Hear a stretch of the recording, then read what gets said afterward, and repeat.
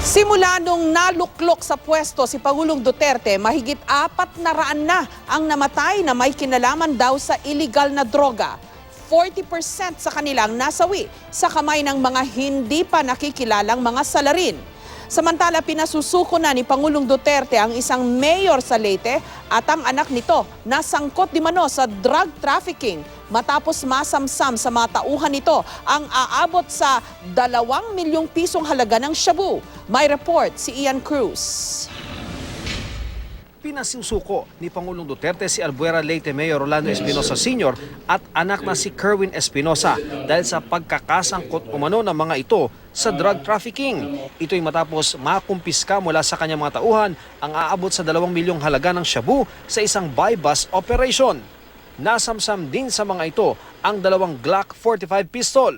Itinanggi naman ng mga naarestong tauhan ng mayor na pag-aari nila ang droga, pero inaming kanila ang baril na mayroon daw lisensya at permit.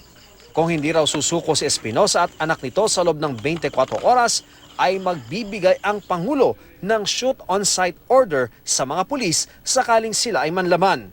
Wala pang inilalabas sa pahayag ang kampo ni Espinosa.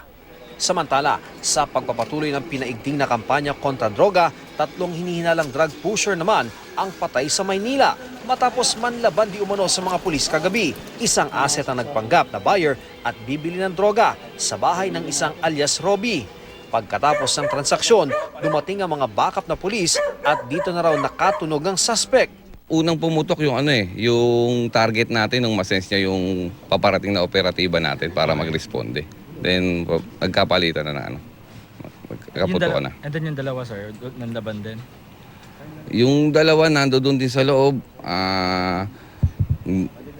Sa ganyang sitwasyon, medyo hindi na natin maklaro, pero ang sigurado natin namumutok yung suspect natin. Nakuha sa crime scene ang isang baril, mga pakete ng umano'y shabu at drug paraphernalia.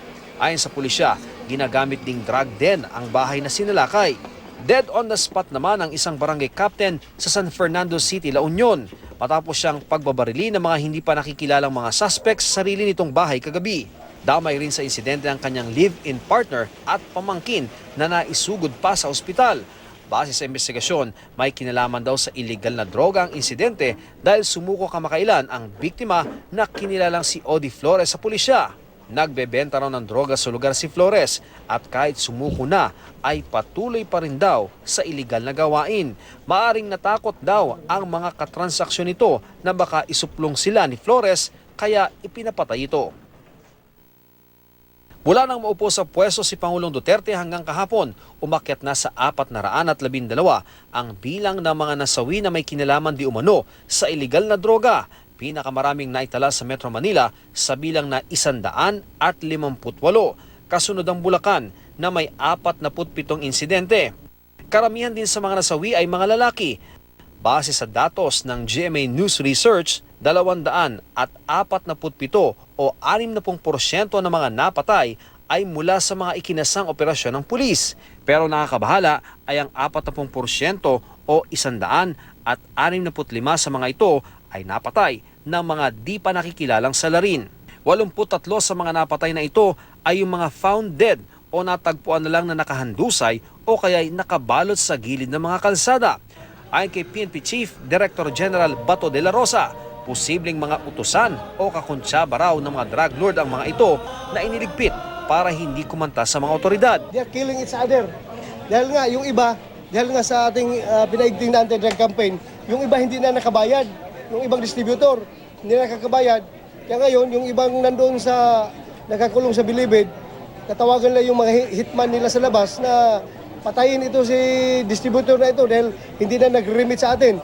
Patuloy rin sa pag-akyat ang bilang ng mga sumusukong tulak at user di umano ng droga.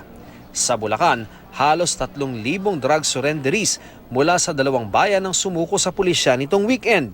Kinalbo sila para umano magkaroon ng pagkakakilanlan at ma-monitor ang kanilang rehabilitasyon.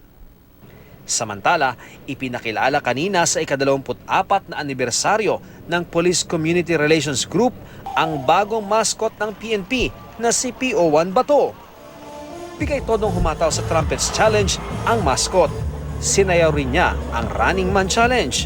Ikinatuwa naman ni PNP Chief Bato de la Rosa ang panggagaya ng mascot. Nagkaroon din ng puppet show kung saan tampok sina Pangulong Duterte, PNP Chief de la Rosa at mga sumukong drug personality. Ito raw ay para mapalawak daw ang kaalaman ng mga kabataan kontra droga. Ian Cruz, GMA News.